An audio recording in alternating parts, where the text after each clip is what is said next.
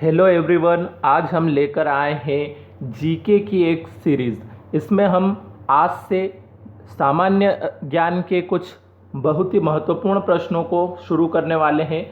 इसमें लगभग हम हर दिन 20 प्रश्नों को हल करेंगे।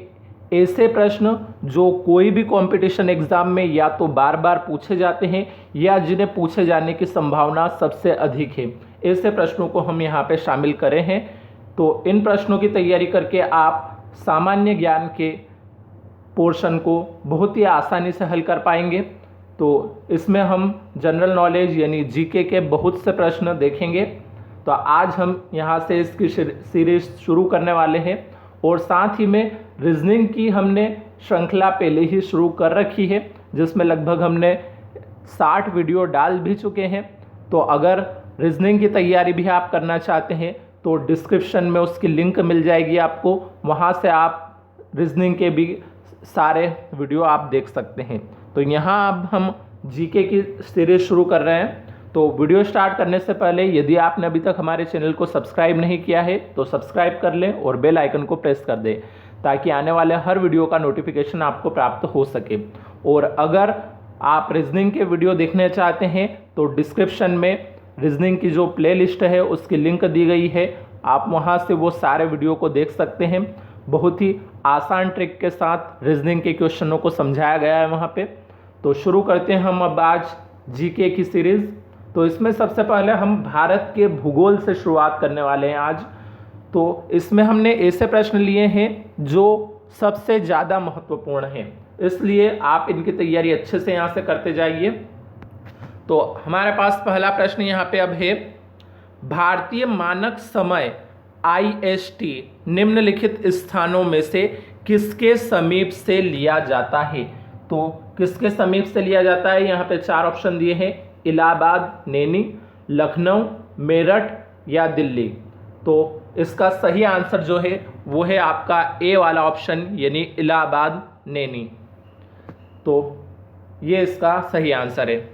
अब हम देखते हैं अगला प्रश्न। दूसरा प्रश्न अब हमारे पास यहाँ पे है, निम्नलिखित में से किस एक नगर में कभी भी सूर्य किरणें ऊर्ध्वाधर नहीं प्राप्त होती है। तो यहाँ पे 4 ऑप्शन हमें दिए हैं। पहला है श्रीनगर, मुंबई, कोलकाता, तिरुवनंतपुरम। तो इसका भी सही आंसर है ए वाला ऑप्शन, यानी कि श्रीनगर।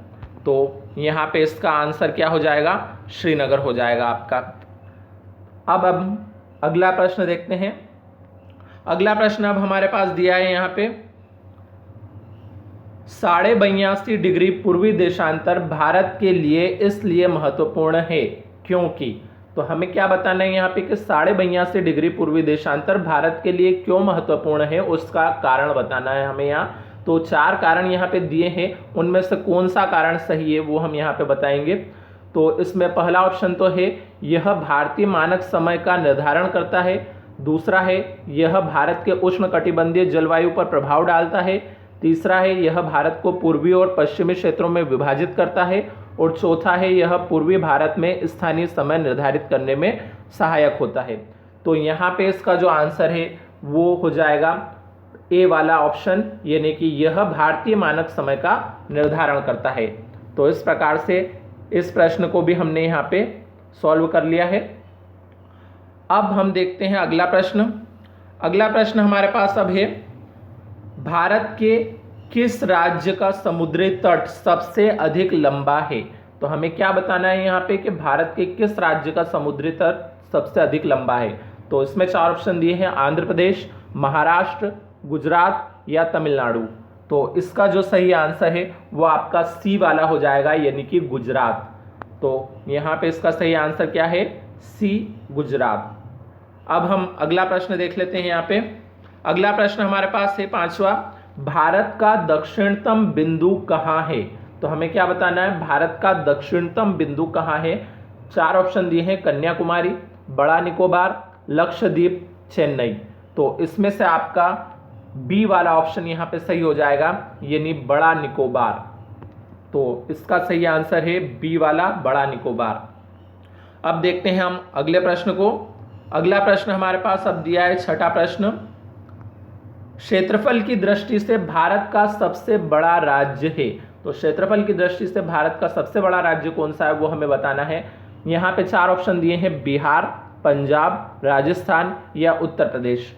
तो इसका जो सही आंसर आएगा वो है सी वाला, यानी कि राजस्थान। तो क्षेत्रफल की दृष्टि से भारत का सबसे बड़ा राज्य कौन सा है? राजस्थान है। अब हम देखते हैं अगले प्रश्न को। अगला प्रश्न, 7वां प्रश्न हमारे पास यहाँ पे दिया है, निम्नलिखित अक्षांशों में से कौन भारत से होकर गुजरता या गुजरती है? तो 4 ऑप्शन इसमें दिए हैं, भूमध्य रेखा, उत्तर ध्रुवीय वृत्त, मकर रेखा या कर्क रेखा। तो यहाँ पे इसका जो आंसर हो जाएगा वो आपका हो जाएगा डी वाला आंसर, यानी कि कर्क रेखा। तो डी वाला आंसर यानी कि कर्क रेखा इसका राइट आंसर है। अब देखते हैं हम 8वें प्रश्न को। 8वां प्रश्न अब हमारे पास है कर्क रेखा। इसके बारे में यहाँ 4 ऑप्शन दिए हैं, भारत के ऊपर से गुजरती है, भारत के नीचे से गुजरती है, भारत के मध्य से गुजरती है या भारत से कोई संबंध नहीं है। तो इसका जो सही आंसर है वो सी वाला है, भारत के मध्य से गुजरती है। तो कर्क रेखा कहाँ से गुजरती है? भारत के मध्य से गुजरती है, यानी कि इसका सी वाला आंसर आपका बिल्कुल राइट हो जाएगा। तो इस प्रकार से यह प्रश्न भी हमारा यहाँ पे सॉल्व हुआ। अब देखते हैं हम 9वें प्रश्न को। 9वां प्रश्न अब हमारे पास दिया है, भारत की सबसे लंबी भूसीमा निम्न में से किस देश के साथ लगती है? तो यहाँ पे 4 ऑप्शन दिए हैं, पाकिस्तान, चीन, नेपाल, बांग्लादेश। तो इसमें जो आपका आंसर हो जाएगा वो है बी, यानी कि चीन के साथ। तो इसका सही आंसर है बी, चीन। अब अगला प्रश्न हमारे पास यहाँ पे दिया है। अगला प्रश्न है, निम्न नगरों में से कौन सा कर्क रेखा के निकटतम है? तो हमें क्या बताना है कि कर्क रेखा के निकटतम कौन सा नगर है। तो 4 ऑप्शन है यहाँ पे, दिल्ली, कोलकाता, जोधपुर या नागपुर। तो इसका जो सही आंसर है वो है बी वाला, कोलकाता। तो यहाँ पे बी कोलकाता आपका सही आंसर हो जाएगा। अगला प्रश्न देख लेते हैं हम अब, प्रश्न नंबर 11। प्रश्न नंबर 11 हमारे पास है, निम्न राज्यों में से किसका क्षेत्रफल सबसे कम है? तो 4 ऑप्शन में दिए हैं, आंध्र प्रदेश, गुजरात, कर्नाटक या तमिलनाडु। तो किसका क्षेत्रफल सबसे कम है इन चारों में से, हमें वो बताना है। तो यहाँ पे इसका जो आंसर हो जाएगा वो डी वाला ऑप्शन हो जाएगा, यानी कि तमिलनाडु। तो इसका कौन सा ऑप्शन सही है? डी वाला, तमिलनाडु। अब हम देख लेते हैं अगला प्रश्न, 12वां प्रश्न अब हमारे पास यहाँ पे दिया है, कर्क रेखा कहाँ होकर नहीं गुजरती है? तो इसमें 4 ऑप्शन दिए हैं, गुजरात, ओडिशा, त्रिपुरा, पश्चिम बंगाल। तो इसमें जो आपका सही आंसर है वो हो जाएगा बी वाला ऑप्शन, यानी ओडिशा। तो ओडिशा से नहीं गुजरती है कर्क रेखा। अब 13वां प्रश्न जो है वो है, कुन्नूर का पर्वतीय स्टेशन निम्नलिखित में से किस राज्य में स्थित है? 4 ऑप्शन दिए हैं, कर्नाटक, आंध्र प्रदेश, केरल या तमिलनाडु। तो इसका जो आंसर है वो आपका सी वाला ऑप्शन हो जाएगा, यानी कि केरल। तो इसका सही आंसर क्या है? सी, केरल। अब हमारे पास यहाँ पे अगला प्रश्न जो है, इसमें एक जोड़ी है, इसे हमें सुमेलित करना है, मतलब सही से मिलाना है। तो सबसे पहले हमें दिया है औरंगाबाद, दूसरा दिया है गुवाहाटी, तीसरा दिया है पुदुचेरी और चौथा दिया है वाराणसी। अब इनके साथ हमें मिलाने कौन है? ओरोविले, सारनाथ, एलोरा के मंदिर और नीलांचल पहाड़ियों को मिलाना है। तो इसमें पहले मैं आपको सही आंसर बता देता हूं कि सही आंसर कौन सा वाला है, ताकि आपको यहाँ पे मिलाने में सुविधा हो जाए। तो इसका जो सही आंसर है वो ए वाला ऑप्शन है। तो यहाँ पे हम इस ए वाले ऑप्शन को पहले यहाँ टिक कर देते हैं, फिर हम देखते हैं कि इसमें कौन सा किससे मिलेगा। तो ए वाला ऑप्शन सही है। तो ए वाले ऑप्शन में हम अब मिला के अगर देखें तो देखो, औरंगाबाद जो है ये किसके साथ मिलेगा? ये एलोरा के मंदिरों से मिलेगा। उसके बाद जो बी वाला ऑप्शन है, सॉरी जो बी दे रखा है गुवाहाटी, उसको किससे मिलाना है हमें? नीलांचल पहाड़ियों से, ये मिलेगा नीलांचल पहाड़ियों से। उसके बाद जो सी दिया था पुदुचेरी, ये मिलेगा ओरोविले से।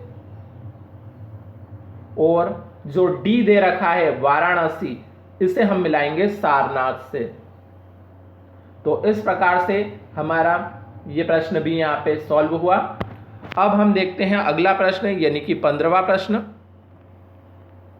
अब 15वां प्रश्न हमारे पास यहाँ पे दिया है, निम्नलिखित में से किस एक राज्य में पट्टडकल स्मारक स्थित है? तो 4 ऑप्शन यहाँ क्या दिए हैं? बिहार, उड़ीसा, मध्य प्रदेश या कर्नाटक।